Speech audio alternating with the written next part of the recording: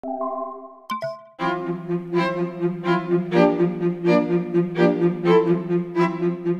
could raise taxes on people. That's not the way. Corporations are people, my friend. Rick, I'll tell you what. 10,000 bucks? $10,000 bet? I'm not in the betting business. Oh, but okay. I like being able to fire people who provide services to me.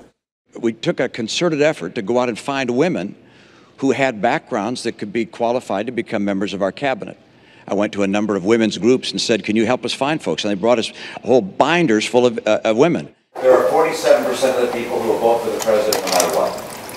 All right, there are 47% who are with him, who are dependent upon government, who believe that they are victims, who believe that government has a responsibility to care for them, who believe that they're entitled to health care, to food, to housing, to you name it. That it's an entitlement, and the government should give it to them.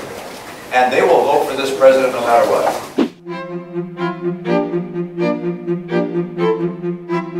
Well, you think Russia's a bigger foe right now than, let's say, Iran or China or North Korea? Is that what you're suggesting, Governor?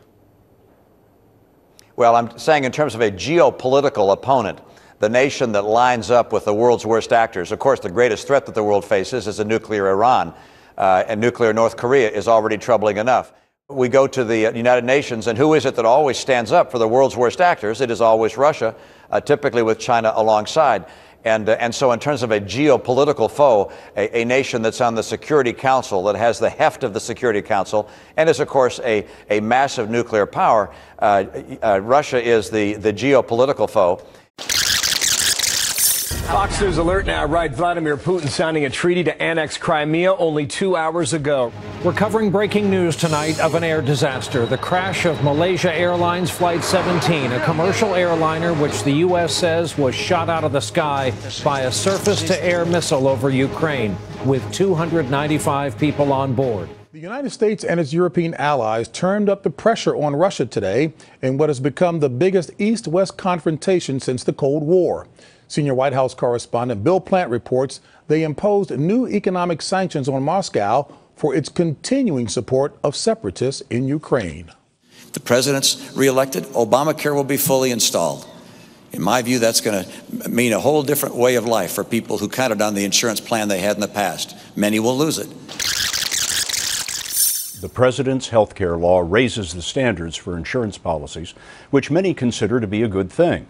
But hundreds of thousands of Americans whose policies don't meet the new standards are being told that their health plans are being canceled.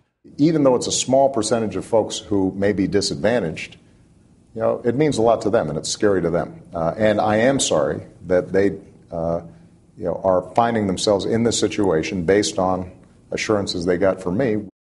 Mali has been taken over, the northern part of Mali, by al-Qaeda-type individuals. What we're seeing is a pretty dramatic reversal in the kind of hopes we had for that region. Islamist insurgents have grabbed more territory in Mali and are moving closer to the African nation's capital.